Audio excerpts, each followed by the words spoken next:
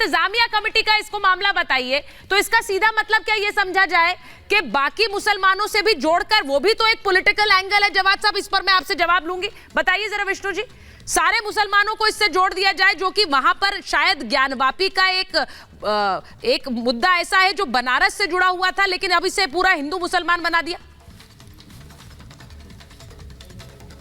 नहीं, देखिए, ये हिंदू मुसलमान का इशू नहीं है। हाँ। ये एक सिविलाइजेशनल बैटल है, और जो गलती हुई है उस गलती को मान लेना चाहिए। यहाँ पे एक प्री एग्जिस्टिंग मंदिर था, ये बात मैं नहीं कह रहा हूँ, ये आर्कियोलॉजिकल सर्वे ऑफ इंडिया ने अपनी रिपोर्ट में कही है। यहाँ पे 17वीं शताब्दी में मंदिर तोड़ा गया, ये बात आर्कियोलॉजिकल सर्वे ऑफ इंडिया ने अपनी रिपोर्ट में कही है। साथ ही साथ 1676 में औरंगजेब ने मंदिर के ही अवशेषों से इस तथाकथित मस्जिद का निर्माण किया। हिंदू मंदिर के पिलर का इस्तेमाल किया गया इस मस्जिद को रीयूज करने के लिए। हाँ। ये सारी बात आर्कियोलॉजिकल सर्वे ऑफ इंडिया ने कही है। विष्णु भगवान की मूर्ति, गणेश जी की मूर्ति, हनुमान जी की मूर्ति, अलग अलग देवी देवताओं की मूर्तियां मिली हैं। जो पश्चिमी दीवारों को ये सारी बातें ऐसा ही नहीं कही। मैं एक चीज पूछना चाह रही हूँ, ऐसा कहना चाहता हूँ सर, गौरी श्रृंगार पूजा के लिए 1991 एक्ट का उल्लंघन हुआ, तो क्या अब आपका जो दावा ज्ञानव्यापी मस्जिद पर है, मस्जिद आलमगिरी पर है, क्या वो दावे का वापस ले लेंगे? क्योंकि वो भी उल्लंघन होगा ना 1991 का। आपको केस के फैक्ट्स बता देता हूं, सुन लीजिए। अरे सर, थोड़ा ऐसे अगर चीखें चिल्लाएंगे तो मेरी बात आपको समझ नहीं आएगी। मेरी बात भी तो सुन लीजिए। आप स्टूडियो में हैं, मैं यहाँ से जुड़ा हुआ हूँ, तो मेरी बात तो थोड़ा सुन लीजिए। आपके घर मैं कहना चाहता हूँ, कोई हम केस वापस नहीं लेंगे, समाधान करेंगे इस बात का। अच्छा, ठीक है। मैं एक बार प्रेम कुमार जी के पास भी जाऊंगी। विष्णु जी, आप बात आगे रखें, मैं प्रेम कुमार जी से बात पूछ रही हूँ। मैं आगे की बात करना चाहती हूँ। प्रेम कुमार जी, इसका समाधान क्या है? इसका समाधान इसलिए पूछ रही हूँ क्योंकि जब राम मंदिर से, भव्य राम मंदिर से तस्वीरें आती हैं, वो तस्वीरें मैं चला भी रही हूँ, जरा स्क्रीन पर चला भी दीजिए। कई मुसलमान वहां जाते हैं, वो कहते हैं कि राम हमारे पूर्वज थे। मेरा सवाल ये है कि क्या बातचीत से इसका समाधान निकल सकता है? क्योंकि अब तो तथ्य सामने आ गए, मंदिर के जो अवशेष थे, मंदिर की जो वहां पर खंडित मूर्तियां हैं जो चीख चीख कर खुद गवाही दे रही, वो सामने है। सुचारिता जी, देखना ऐसे होगा कि हमारा देश अतीत में बहुत सारी गुलाम रहा, बहुत सारे लोग आए, अंग्रेज आए, मुगल आए, उनका शासन रहा, हर तरह का शासन रहा और सभ्यताएं बदलती रही। तो उसके हिसाब से हमें अपने भविष्य को देखना है और नित्य रोज ऐसे विवादों का पटाक्षेप हो, इसके लिए हमें एक सॉल्यूशन लेके आना है और उसी का नाम था 1991 का वॉरशिप एक्ट।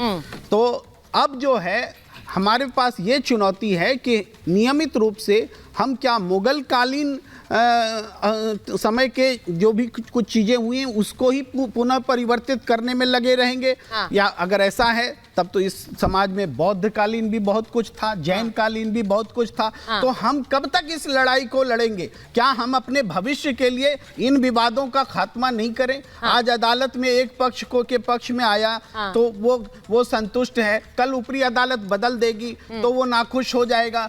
लेकिन उससे तो बेहतर है कि बैठ करके इस मसले को हमेशा के लिए नहीं, ये बात और मसला न ये पैदा बात हो, बार कही जाती है। मैं विष्णु जी के पास जाऊं उससे पहले, क्योंकि ये प्लेसेस ऑफ वर्शिप एक्ट इस पर लागू नहीं होता, ये तर्क आप कई बार दे चुके हैं विष्णु जी, मुझे लगता है वो एक बार फिर से दोहराने की जरूरत है। लेकिन राज मिश्रा जी, ये आज के लिए तहखाने में जो पूजा की इजाजत दी गई है, मैं सिर्फ ये पूछना चाह रही हूं कि इतने साल तक वो पूजा होती रही, फिर एक सरकार ने उस पर रोक लगाई, या कादरी जी ने कहा मुसलमानों ने नहीं रोक लगाई, फिर से उसकी इजाजत दी गई है। इसके मायने क्या है, खासकर ऐसे समय में जब भव्य राम मंदिर बना है और इतने लोग जा रहे हैं वहां पर दर्शन के लिए?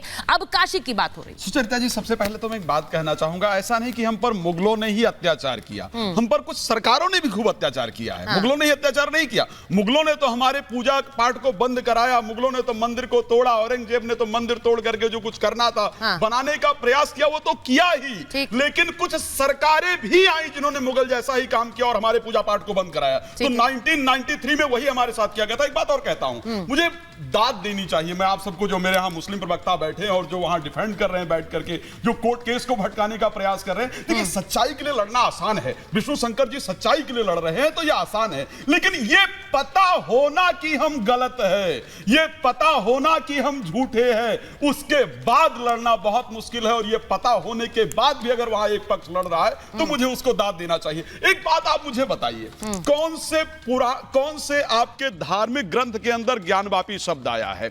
दूसरा, कौन सा ऐसा, सुन लीजिए, कौन सी ऐसी मस्जिद, आप एक मस्जिद बताइएगा प्लीज, जहां नीचे पर आपने अभी कहा ना कि नीचे पूजा होती थी, उसका इजाजत होना चाहिए, ऊपर हम नमाज पढ़ते थे। पूरे विश्व का एक मस्जिद बता रहा हूं, एक मस्जिद निकालिए जहां नीचे भगवान की पूजा होती हो, नीचे हिंदू पूजा करता हो, जमीन हमारी हो, लेकिन छत आप कब्जा कर लेंगे, है ना?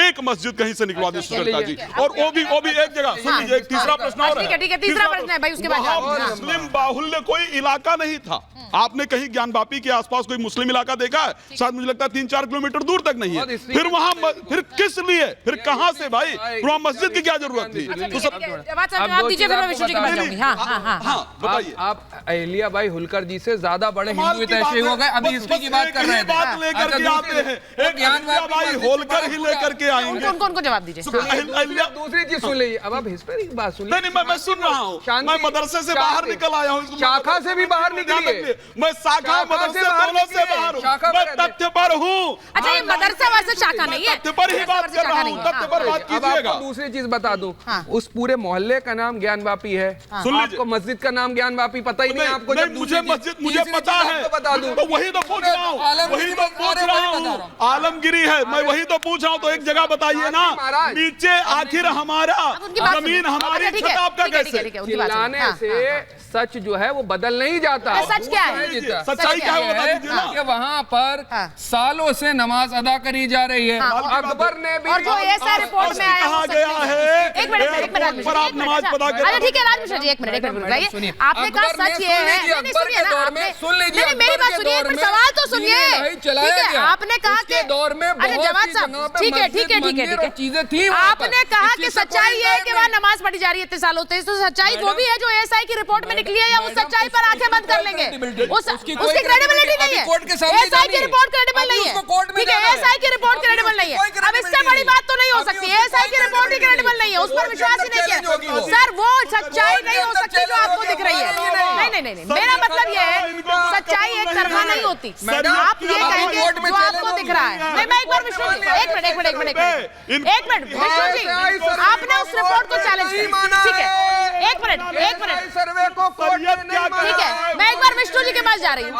आपने उस एएसआई रिपोर्ट पर सवाल उठा दिया। ज्यादा चीख सकता हूँ। नहीं, अरे भाई मैं बाहर जा रही हूँ, आप दोनों की आप एक मिनट रुक जाइए। मैं विष्णु जी मैं आपसे पूछ रही हूँ, यहाँ एएसआई की रिपोर्ट पर सवाल उठा दिए गए। वो कह रहे हैं एक सच्चाई ये है कि वहाँ सालों से नमाज पढ़ी जा रही है, लेकिन सच्चाई दूसरी वो भी तो है जहाँ खंडित मूर्तियां निकल रही हैं, जहाँ अवशेष निकल रहे हैं। वो कह रहे हैं एएसआई की रिपोर्ट पर क्वेश्चन मार्क है अभी।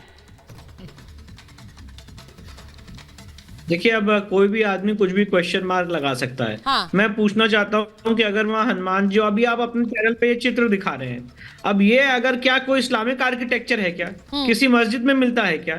एएसआई ने अपनी रिपोर्ट पर वही लिखा है जो मौका बोल रहा है, जो स्पॉट बोल रहा है। अगर हनुमान जी की मूर्ति मिली है, शिवलिंग मिला है, विष्णु भगवान की मूर्ति मिली है, कृष्ण जी की मूर्तियां मिली हैं, तो वही बात एएसआई ने लिखी है। अब चाहे आप आर्कियोलॉजिकल सर्वे को बुला लीजिए, चाहे टर्की से किसी को बुला लीजिए, वो यही बोलेगा कि ये हिंदू मंदिर का परिसर है। अगर आज वेस्टर्न वॉल जो आप अपने स्क्रीन पे दिखा रहे हैं, क्या कोई कह सकता है इस्लामिक आर्किटेक्चर है? आज गणेश भगवान की जो मूर्तियां अपने स्क्रीन पे दिखा रहे हैं, क्या कोई कह सकता है इस्लामिक आर्किटेक्चर है? तो प्रश्न चिन्ह लगाना तो बहुत आसान होता है।